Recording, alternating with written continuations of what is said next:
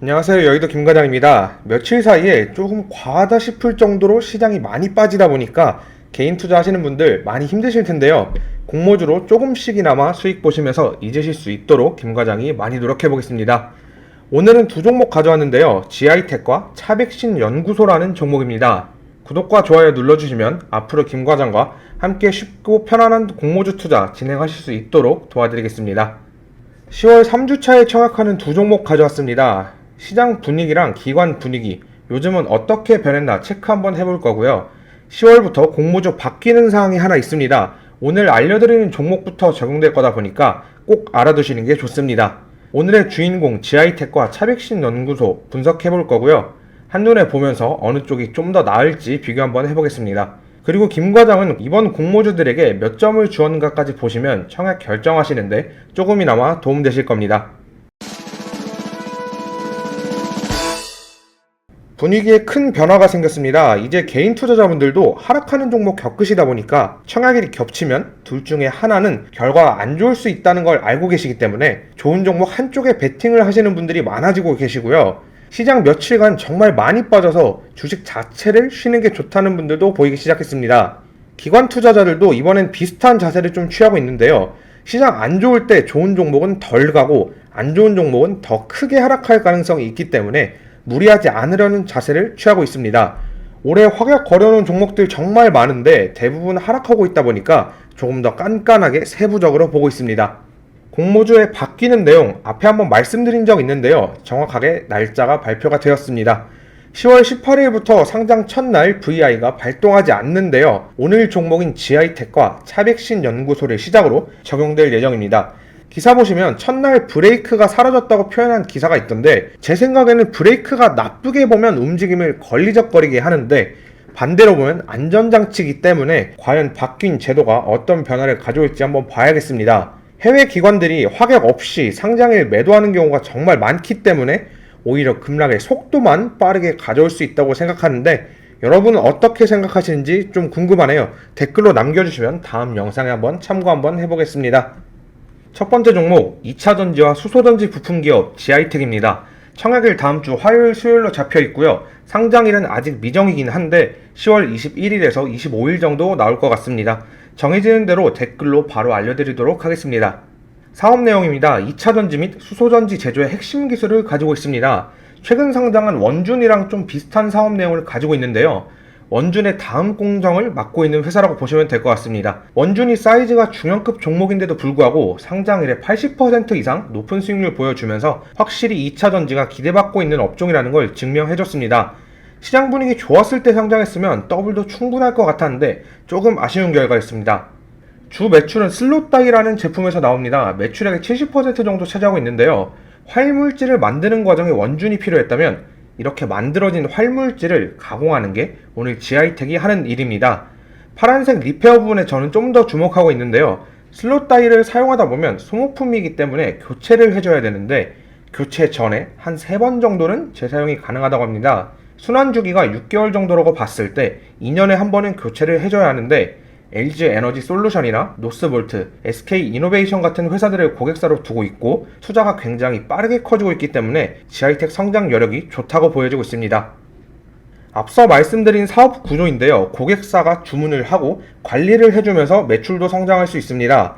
그리고 리페어 주기가 점점 짧아지고 있다 보니까 생산량이 늘어나면서 GI텍이 점점 중요해지고 있습니다.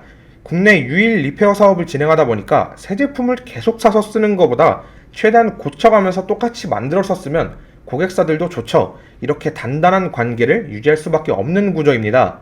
고객사 비중도 좀 흥미로운데요. 2018년에는 LG 에너지 솔루션이랑만 거래를 했었는데 바로 다음 해에 SK 이노베이션에 납품이 시작되었습니다. 작년 결과로 보면 SK랑 LG의 거의 반반, 그리고 노스볼트가 추가되었습니다. 2차전지 시장은 연평균적으로 30% 가까이 성장하고 있기 때문에 GI텍의 성장률이 지금보다 더 빠르게 진행될 것으로 볼 수 있습니다. 슬롯 다이 매출을 보니까 올해도 역시 성장이 가능할 것으로 보여집니다. 그리고 디스플레이 코팅 공정에 필요한 제품도 만들고 있는데요. 주 매출처에 삼성 디스플레이랑 LG 디스플레이가 있습니다. 국내 최대사들과 거래를 하고 있는데 디스플레이 부분에서는 세계적으로 최고를 다투는 회사들이다 보니까 GI텍의 기술력 또한 인정받아서 납품이 가능할 텐데요. 성장성은 2차전지보다는 좀 떨어지지만 회사 자체의 기술력을 체크하는 데는 조금 더 믿음을 주는 자료 같습니다. 매출액 보겠습니다. 올해 반기 기준으로 연 환산하면 작년보다 매출이 살짝 떨어질 것 같지만 하반기 예상치를 보니까 올해 매출액이 더 증가할 예정입니다. 아까 말씀드린 세 가지 분야 중에 리페어 부분의 비중이 점점 커지고 있는데요. 2018년과 2019년에 공급을 시작한 만큼 올해 교체 주기가 돌아옵니다. 하반기 매출 성장을 자신있게 말할 수 있는 부분이 바로 이거 아닐까 하는 추측을 하고 있습니다. 디스플레이 부분인 슬릿 노즐 부분이 줄어든 게 좀 아쉬운데요. 사업의 방향성을 그래도 확실히 잡은 것 같아서 더 좋을 수도 있겠다는 생각이 조금 듭니다. 청약 내용 정리 한번 해보겠습니다. 주간사 미래에셋증권 수수료 2,000원 있고요. 청약일 다음주 월요일 화요일, 환불일은 15일 금요일입니다. 상장일은 아직 안 나와서 나온 대로 알려드릴 거고요. 공모가 밴드는 11,500원부터 13,100원입니다. 밴드 상단 기준 시가총액 1,000억원 정도 되고요. 공모 구조를 보면 신주 모집 74%, 구주 매출 26% 정도인데 구주 매출은 최대 주제 매출입니다. 큰 수량도 아니고 공모 이후에도 지분율이 높다 보니까 크게 신경 쓸 수치까지는 아니라고 보여집니다. 유통 비율은 확약을 고려하지 않고 31% 정도 나오는데 20% 중후반 정도까지는 줄어들 것 같다고 보고 있습니다. 공모가 선정 기준 보겠습니다. 유사기업 4개 기업으로 선정되었고요. 기준은 주가 수익 비율 퍼입니다. 평균 퍼가 32.2가 나왔는데 제조업 치고는 좀 높은 수준의 퍼입니다. 주당 가치 평가액이 15,583원 나왔고 밴드 상단 기준 할인율이 16%로 많이 아쉽습니다. 2차전지 종목이다 보니까 주간사의 자신감일까요? 공모가 자체는 살짝 높은 편이 아닌가 하는 생각이 조금 들고 있습니다. 공모 후 주주 구성을 보시면 9%의 재무적 투자자와 VC 물량 있는 거 체크하시고요. 상장일에 30% 정도 거래될 예정인데 확정 공모가 나와 봐야 알겠지만 시총 자체가 작다 보니까 부담 있는 수치는 아니라 괜찮아 보입니다. 두 번째 종목 차백신 연구소입니다. 이름에서 알 수 있듯이 제약바이오 중에 백신 분야 기업입니다. 청약일은 GI테크와 겹치는 다음 주 화요일과 수요일이고요. 상장일은 22일로 예정되어 있습니다. 사업 내용을 보시면 최근 상장 종목은 치료 부분에 건기식이나 식약품이 좀 많았는데 이 종목 같은 경우는 조금 다릅니다. 항암 백신과 코로나 백신, 그리고 B형 간염과 대상포진 등 여러 분야의 백신을 연구하고 있습니다. 임상 단계를 보시면 현재 기준에서는 B형 간염을 제외하고 이렇다 할 진행 단계는 아직 없다고 보여집니다. 대부분 전임상 단계이고 2023년은 되어야 임상 3상에 진입할 것으로 예상하고 있는데요. 특이한 게 코로나 백신 임상이 가장 빠르게 예정되어 있는 게 중요하게 보여집니다. 타 회사들이 이미 백신을 투약하고 있는 만큼 코로나 백신 분야에서 과연 수익을 발생시킬 수 있을지가 좀 의문입니다. 그래도 기술력 하나는 좋게 인정받고 있습니다. 국내 대형 백신 개발 제약사들과 비교해도 밀리지 않는다고 합니다. 면역 증강제에서 S등급을 받았다고 하는데 기술력을 상품화한 다음에 마케팅을 잘해서 좀 매출을 올리는 게 관건일 것 같습니다. 글로벌 기업과 비교해도 노바티스, 화이자와 비교할 만큼 연구에 대한 집중도는 높은 기업입니다. 코로나 백신 개발 현황 한번 보겠습니다. 일단 백신 개발이 현재 쓰여지는 백신과 조금 다르네요. 모더나랑 화이자 같은 경우에는 mRNA 방식이라 해서 전염병에 대한 보호 기능을 만드는 백신입니다. 병원체를 직접 투여하는 게 아니고 약간 차이점이 있는데요. 하지만 차백신 연구소의 코로나 백신의 경우에는 mRNA나 바이러스 벡터가 아닌 제조합 단백질 방식으로 진행되고 있습니다. 노바백스가 이런 방식으로 개발되었고 우리나라에는 SK바이오사이언스가 이 방법으로 개발 중입니다. 현재 연구 개발 속도는 느리지만 효율성에 대한 경쟁력이 조금 있습니다. 면역 증강제 플랫폼이랑 함께 이용한다면 안정적인 백신 개발이 가능하다고 예상은 되는데 속도가 조금 아쉬워서 쉽게 끝날지 않은 유행병이어도 과연 없어지기 전에 백신을 만들 수 있는가, 이게 관건입니다. 매출액 보겠습니다. 기술특례 상장인 만큼 적자 기업입니다. 사실 기술특례의 경우 매출액보단 기술력에 집중해야 되는데 한 가지 특이한 점이 있어서 알려드리려고 합니다. 올해 발생한 매출 5억 원은 에스톤사이언스의 암치료 백신 기술 이전 계약금입니다. 단기적으로 진행되면 2,031억 원 정도로 측정이 되고 있는데 이렇게 된다면 회사를 조금 더 긍정적으로 볼 수 있을 것 같습니다. 청약 내용 정리해 볼게요. 주간사 삼성증권입니다. 단독 청약이다 보니까 청약일 첫날에는 밤 10시까지 청약 가능하다고 합니다. 수수료는 2,000원이고요.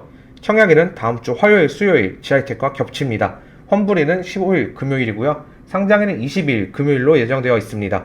공모가 밴드는 11,000원부터 15,000원인데요. 시가총액은 밴드 상단 기준 4천억 중형 사이즈입니다. 공모 구조는 100% 신주 발행, 유통비율은 40% 정도 됩니다.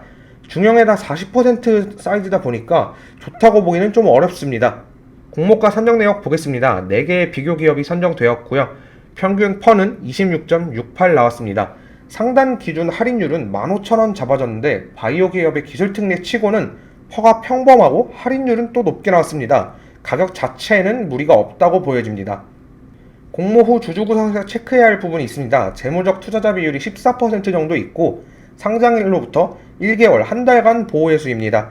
자발적 보호예수라고 하는 만큼 상장 이후에 주가 방어를 좀 신경 쓸 가능성이 보입니다. 그래도 40%의 유통 물량은 많다고 생각되는 수치입니다. 차백신 연구소와 비슷한 올해 상장 종목 결과 한번 보여드릴게요. 7월에 큐라클이라는 종목이 상장했죠. 8월에는 바이젠셀이 있었습니다. 좀 결과는 좋지 않았는데요. 큐라클의 경우에 AA를 받았고 바이오 종목 중에 AA를 받는 기업이 손에 꼽을 만큼 어려운 점수입니다. 하지만 상장의 시초 수익률이 46%로 기대보다는 조금 못 미쳤는데요. 오늘까지 수익률이 20% 정도가 되지 않습니다. 그리고 조금 더 늦게 상장한 바이젠셀 같은 경우에는 차백신 연구소랑 등급 자체가 똑같습니다. 상장의 시초가가 수익률이 40% 정도 됐는데 오늘 기준 수익률은 많이 하락해서 마이너스 35% 정도입니다. 차백신 연구소 매매하실 때 한 번 더 참고하시면 좋을 것 같습니다. 차트로 보시면 제가 초반부터 바이오 투심이 안 좋은 상황이다, 조심스럽게 접근해야 한다 이렇게 말씀드리는 이유가 이 차트에 나오는데요. 물론 코로나 백신 관련해서 최근 등장한 종목들은 좀 많이 올랐는데 유사성을 띠는 바이젠셀 같은 경우에는 상장일이 최고가인 만큼 조금 더 신경을 쓰셔야 할 것 같습니다.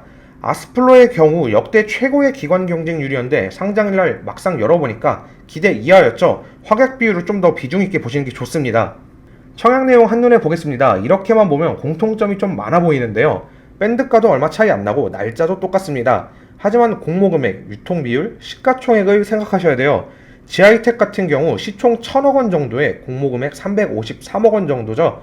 차백신 연구소는 시총 4,000억에 600억 정도 공모합니다. 청약 내용 메리트 우위를 분간하기 좀 어려운데요. 나와 있는 자료 말고 제 생각을 한번 말씀드릴게요. 저는 두 종목 중에서 지하이텍이 조금 더 좋다고 보고 있습니다. 사업 내용이 일단 투심을 자극시킬 만큼 메리트가 있고요. 매출 성장이 앞으로 빠르게 될 거다 보니까 주가 상승 여력도 충분해 보입니다. 공모가 밴드 상단 초과도 나올 수 있을 거라고 보고 있어요. 그리고 차백신 연구소를 조금 안 좋게 보는 이유는 첫 번째로 바이오 투심이 너무 안 좋습니다. 국내 대형 제약사 S회사도 지금 백신 제조 단가가 비싸다고 하고 기사가 나왔고요.